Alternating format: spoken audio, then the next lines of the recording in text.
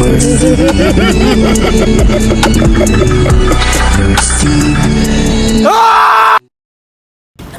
ang mga bahay na ito, pero ilang buwan lang ang nakalipas ay bigla itong inabandona. Ayon sa mga taga dito, bago ito Kain tayo guys. dati itong tapunan ng mga kinidila ng buhay na naging dahilan ni umano ng mga paramdam. Maraming haka-haka sa village na to ay ang pinuntahan ko para malaman kung totoo. So ito, binabiyahe na ni Justin yung abandoned na village. Dito sa Cavite. Kaya tara, samahan niyo kami ikutin to. So guys, nandito na tayo ngayon sa spot. Napasok kami dito. So makikita na dito guys yung mga bandera ng bahay. So sobrang haba niyan. So from here sa kung saan kami nakatayo, hanggang dun pa yan sa dulo. So isa-isahin natin ito. Check muna natin dito kung anong meron. Tara. Magsisimula pa lang kami pero meron na agad kaming napansin. Yun.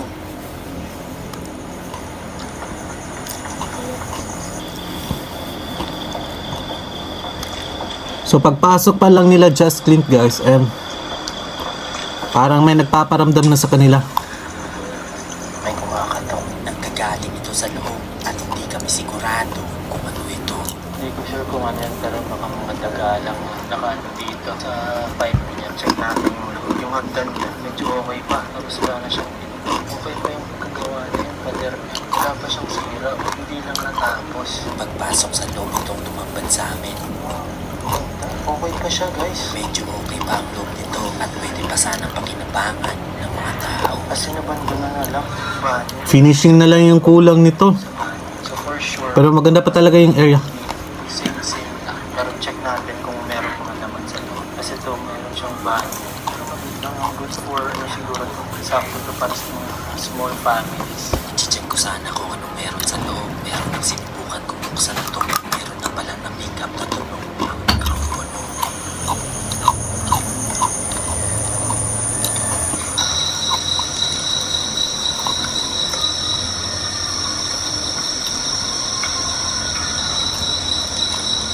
Parang may kumatok. Para itong umiiyak at humihingi ng tulong. May umuungol guys. Rinig nyo ba yun? Lock na siya. Nagpatuloy lang kami sa paglilibot at tingnan ng iba pang parte. Straight na guys. Yan makikita nyo dyan. Sobrang haba ito. Hanggang dun sa dulo. Pero na ito. Wala na itong hagdan. Yung pana sa pwede. Tapos yung isa.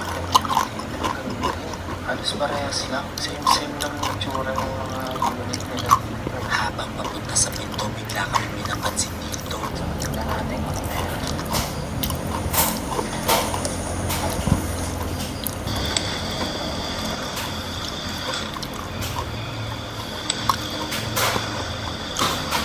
Bawat pasok nila dun sa mga silid guys, may naririnig na disturbing na noise itong si Justin. Ito po. So magkabilaan lang pala yung mismong bahay guys. Nasagot. Ano ng tao? O baka hangin lang.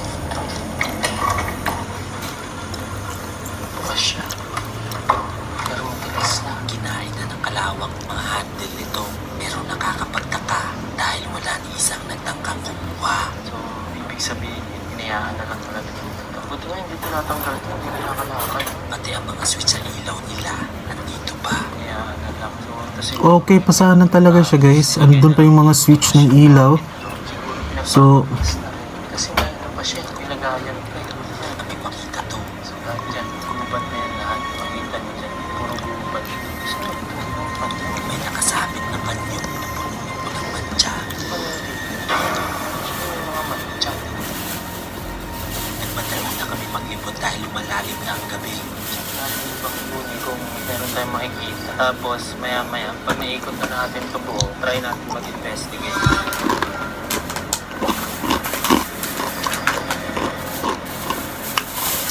sayang yung bahay.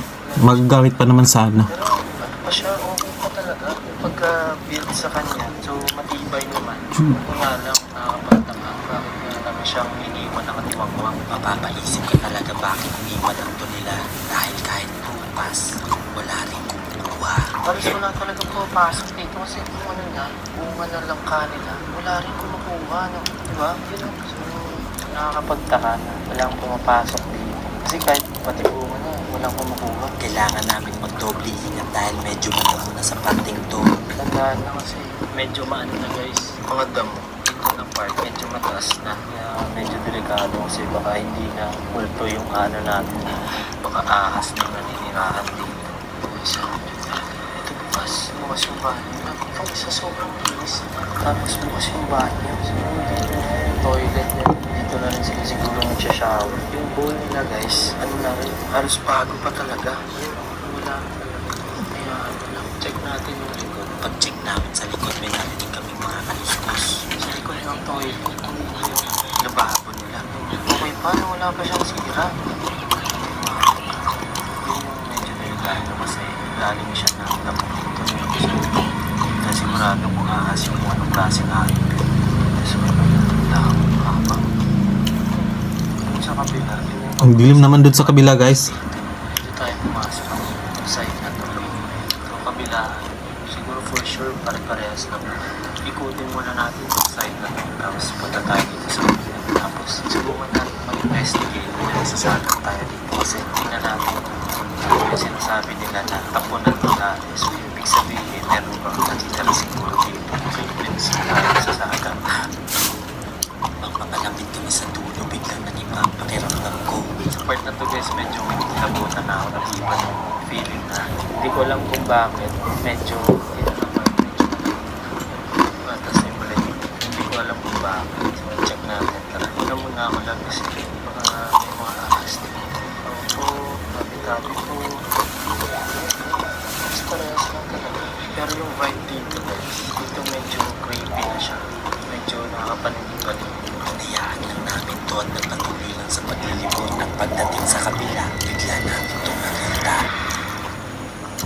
Kaki cellphone ata to. May cellphone pa. What the heck? Di mo lumang cellphone dati. Nokia? Kasi yung meron pa mga... Parang may nagkape ata dito. Guys, tingnan natin kung ano meron sa loob na. Check ko agad kung bukas ang pinto nito. Meron na siya, may harang na siya. Pero check natin. Sa loob yung lock. Nakasarado kaya sinilip ko kung ano meron sa loob. Nabigla ako sa nakita ko dahil ito lang ang nag-iisang unit na may laman. Tsaka lang dito may gamit. Sobrang daming gamit ang naiwan. May gamit siya sa loob guys.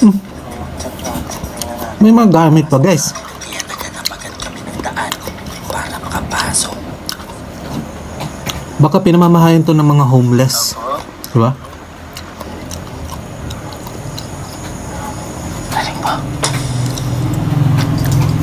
May narinig kaming mga yapak at maya-maya lang bigla kaming may narinig na sumigaw. Oo, may gamit sa loob. Ikaw po?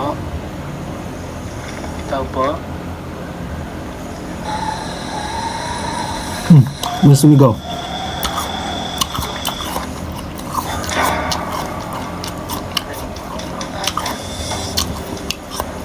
Umiyak na bata. Kaya nagmadali na kami agad maghanap ng daan. Dito sa kabila may nakita kami isa pang pinto. Ang sarado na rin yung pinto niya guys. Yun may harang na siya. At habang nagvi-video ako dito, may narinig na palang tunog si Dayan.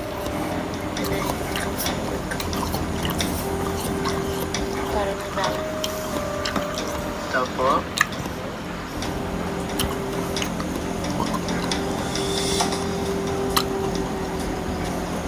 Ito yung nakakatakot kasi baka may tao pa dito. Pero check natin kung bukas. Chine ko kung bukas to. At pagbukas Bukas. to, ang tumaglan sa amin.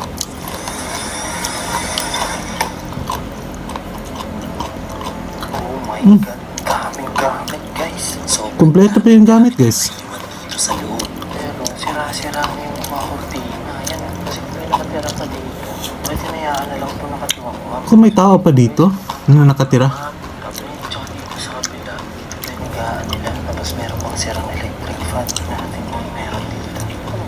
Hindi ko alam kung ano ito guys. Pero comment nyo naman kung alam nyo para saan ito. Pag-check namin sa kusina na bigla kami sa aming nakita. Ay po, tiyanggal. Hindi okay ito. Parang iba ata na pasukan natin. Pwede naman may kandila. Tsaka may mga parang ano ata yan. Tapos meron pa dito kutsara. Hmm. Parang may bata pa napasukan natin. Kung hindi multo yung mga ano natin dito. Dito kami mas lalong kinabahan dahil hindi kami sigurado kung anong makakasalubong namin dito. Kailangan na natin lumipat guys. Saan tayo nakafeel kanina ng kilabot? Try natin mag-investigate. Kasi itong spot na to, for sure, hindi yung multo yung nandito. Iba yung feeling namin dito kasi merong kandila tsaka may mga substance dyan. Kaya tara na, medyo delikado tayo dito. Kaya nagmadali na kami bumalik Baka, sa kanila para simulan ng investigation. alam nyo na guys, iba yung mga nakatira dun siguro. And try natin kung ano din. Give us the frequency. Try natin may nasasabi tayo dito sa loob. Pinwesto ko na agad ang tripod. So ito na guys, ito na yung hinihintay natin guys, yung mag paranormal investigate as na tong si Justlin. So ginagamitan na niya ng gadget guys kung para malaman kung meron nga bang mga nagpaparamdam dito.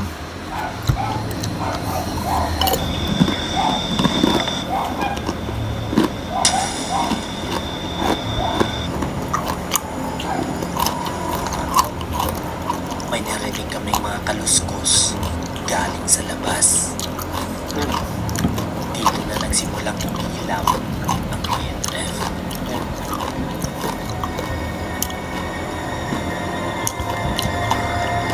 Unstable. So, ibig sabihin may something. Kaya nagsimula na agad ako makapag-communicate. Meron ba kaming kasama dito?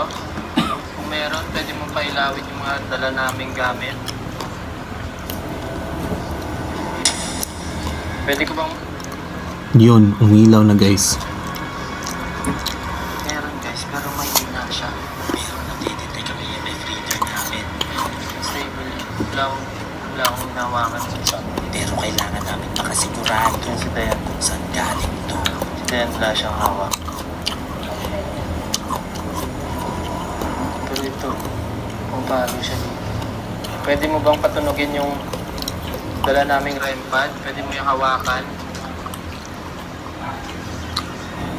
Mahina ba yung frequency mo? Hindi kami sigurado sa napipick up nito.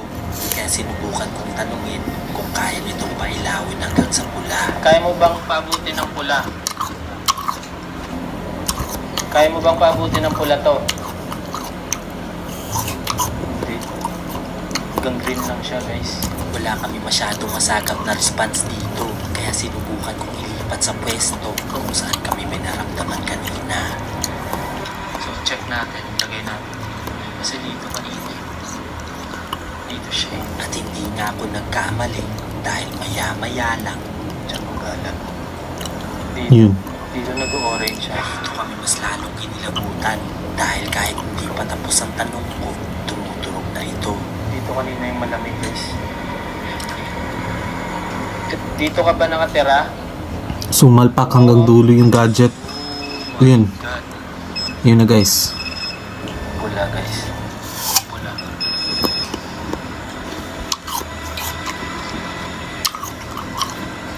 Pula mahawak yan sa tayo. Dito kanina dito sa loob mahina. Ibig sabihin dito sila sa labas. Dito kinilabutan na kami dahil hindi kami sigurado kung elemento o espiritu ang kausap namin. At nang lumabas ako sa pinto, mas lalo ito lumala. No.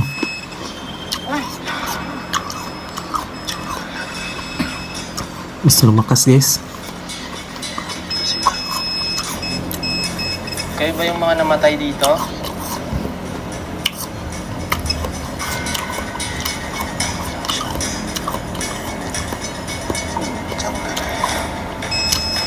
Yun. Sumagad. Tumitigil kaya sinubukan kong ilipat ng REM pad dito din sa labas.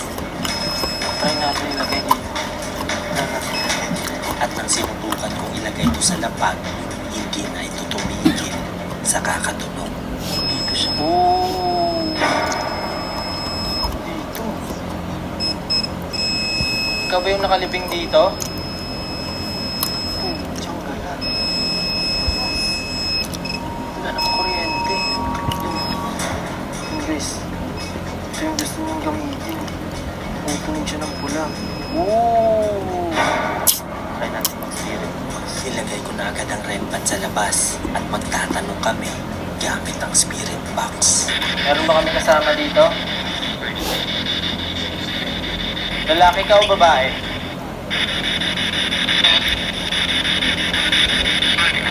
Babae? Isa ka ba sa mga tinapon dito sa lugar na to?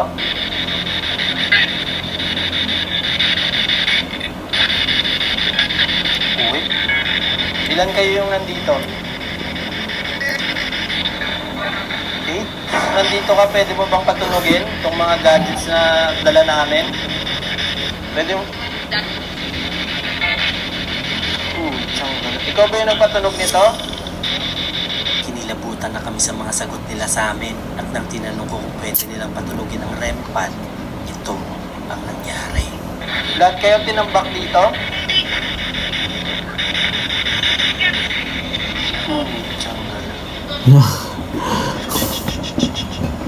May narinig kaming gumalaw sa puno.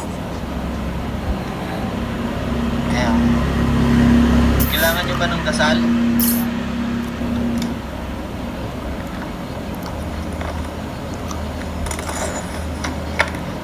Okay, kung kailangan nyo. Habang lumalakas ang takot namin, unti-unting nagiging active ang mga sagot. Shh.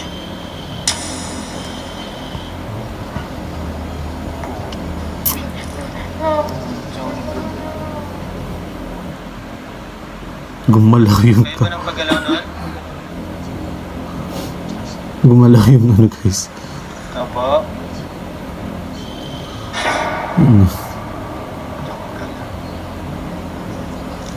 Gumalaw yung dahon ng kahoy. Paggalaw sa dahon.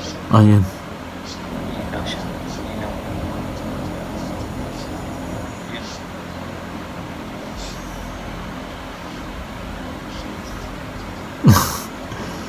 Grabe. Paalis na sana kami, pero bigla na lang.